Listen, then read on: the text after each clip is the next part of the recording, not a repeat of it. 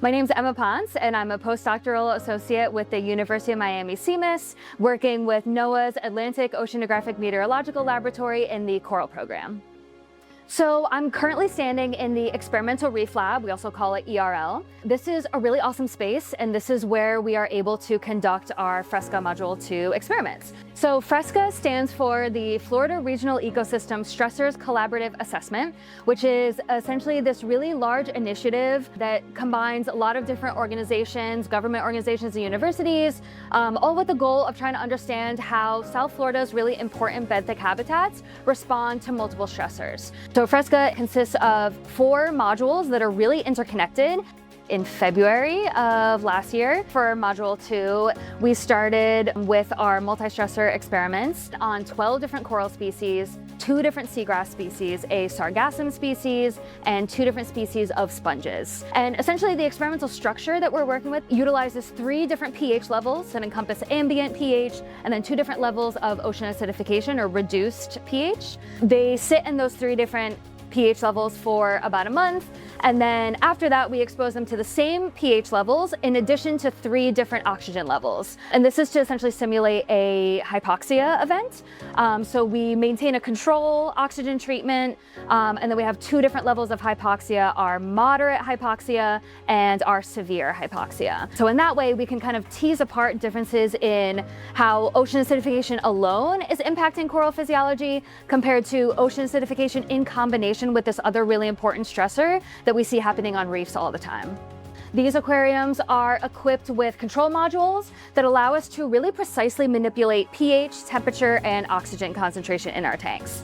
The way these systems work is we have gas that's able to be delivered to the system directly. So the way we manipulate pH is by bubbling carbon dioxide to lower pH and air to raise pH.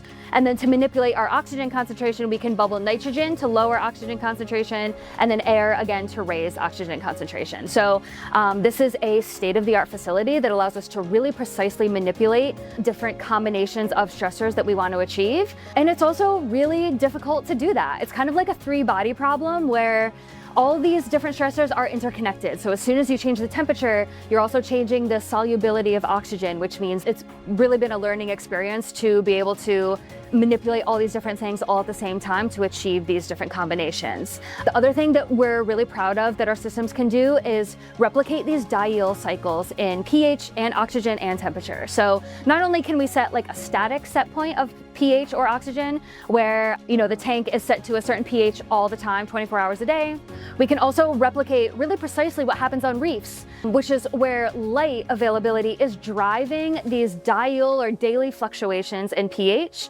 And so we can replicate that in our tanks as well. We can have hourly set points where we can get this really nice diel daily curve of pH rising and falling with light availability, just like we see on coral reefs. So in that way, we're able to simulate not only the stressors that are happening on our reefs, but the daily natural fluctuations of these stressors that also occur naturally on reefs.